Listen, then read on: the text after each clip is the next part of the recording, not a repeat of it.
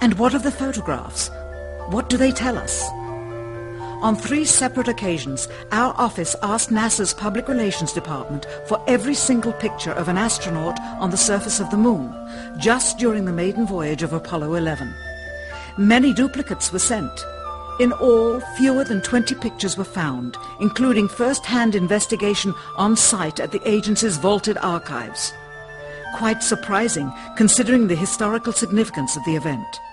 These very photographs are the same ones circulated year after year on anniversary commemorations. It is estimated that in just the first 60 minutes on the moon, motivated by the tenuous nature of the circumstances, many more exposures could have been expediently taken. Also surprising is the scarcity of photographs of the mission's chief pioneer, Neil Armstrong, the greatest achievement in human history, and of the man whose first step echoed around the world, dawning a new age of scientific enlightenment. There is only one full-body picture of him on the moon, besides this ghostly reflection. This one, taken by an automatic camera mounted on the side of the lunar module. Perhaps he feared liability should the whole conundrum later become unraveled. Perhaps he has forgotten that he attested to the authenticity of the event with his signature on this plaque engraved by the federal government. In fact, in the more than 30 years since the event, aside from NASA's initial press conference and the occasional brief anniversary remarks where few questions were permitted, he has never given one on-camera interview to anyone, ever. From an analytical standpoint, photographic anomalies have to be sought out with an understanding of lighting and shadows. The most straightforward is simple. When objects are lit solely by the sun, as all the scenes on the moon were said to be, after all, lighting equipment was not only impractical, it was unnecessary in bright sunlight, then all shadows, regardless of the landscape, will run parallel with one another and never intersect, as shown by this example. In these seldom-seen photographs, obtained from a rarely used auxiliary NASA archival site, it is clear that these scenes were lit with artificial light. These shadows, which are cast at different angles, are evidence that a second light source is being used. In addition, the sun would not cause an isolated hotspot like this, only an artificial light would. Again, intersecting shadows and another hotspot. And again. And again.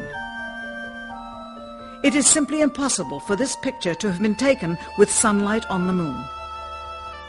Here, the shadows are shown to be as black as pitch. And yet here, completely in a shadow, the astronaut is lit up like a Christmas tree. How can this be? Or this, on the shadow side of the lunar module. In this magnification of an Apollo photograph, a rock, very likely a papier-mâché prop because of the crease here, is categorized with the letter C. In later releases of the same picture, the letter is gone, probably airbrushed out. Here a crosshair, which was burned directly into the image from the film plate, and thus should always appear on top of the objects in the photograph, appears behind the object in this scene, clearly revealing a composite of 2 pictures into one. Someone apparently forgot to create a burn crater underneath the lunar module's 10,000-pound thrust engine, despite the fact that during ground tests there was a real concern for the vehicle falling into the hole the engine created as it descended. Here is a Norman Rockwell depiction drawn just 2 years earlier based on the latest specifications and scientific data. In these enlargements, it looks as though the lunar module was simply placed there. Not even one speck of moon dust on the landing pod. As a result, all subsequent flights had to have the same discrepancy, which was explained away by the effect of no atmosphere. And what about stars? On the moon, with no atmosphere, they must have been quite a sight to behold. Yet there is seldom any mention of them, if ever, by any of the astronauts on any of the missions. Undoubtedly, creating a mural with all the constellations properly placed in the sky would have been virtually impossible to create accurately, much less realistically. A competent amateur astronomer would have been able to call attention to the slightest error in measurement. The answer?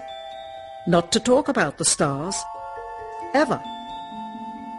In their post-flight press conference, it was the only question to which Neil Armstrong responded with an absence of memory. When you looked up at the sky, could you actually see the stars and the solar corona in spite of the glare? We were never able to see stars from the lunar surface or on the daylight side of the moon by eye without looking through the optics. I don't recall during the period of time that we were photographing the solar corona what stars we could see. I don't remember seeing any. Years later, though, Michael Collins would remember seeing the elusive stars and wrote about them in Expeditions to the Moon. It seems his memory improved the older he got. Why don't stars appear in any of the photographs?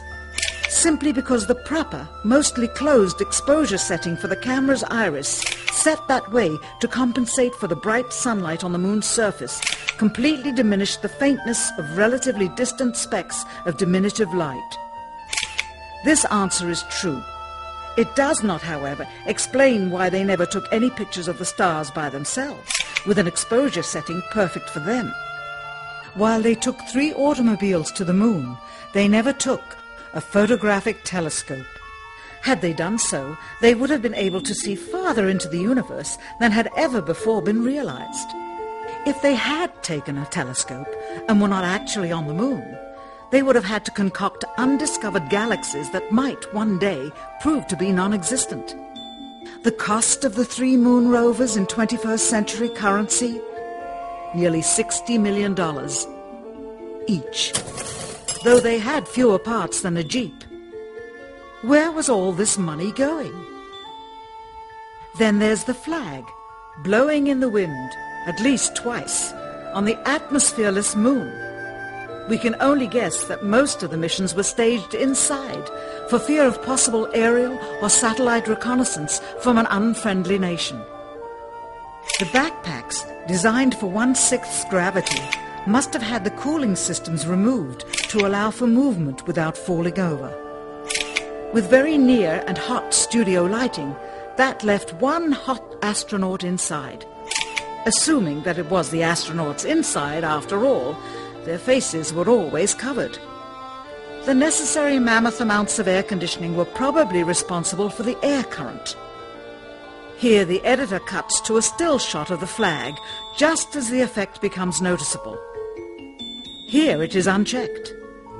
This rare clip, attained decades ago, was never re-released with the inevitable increase in experience and scrutiny. To demonstrate 1/6 gravity, a bouncy, floaty feel to the astronauts' movements would be similarly achieved with relative simplicity. Slow motion. You are viewing the scenes as they aired more than 30 years ago. Now let's look at them with the speed doubled. It becomes discernible that they are, in fact, in Earth's gravity, and are no more leaving the ground than they would on Earth. It is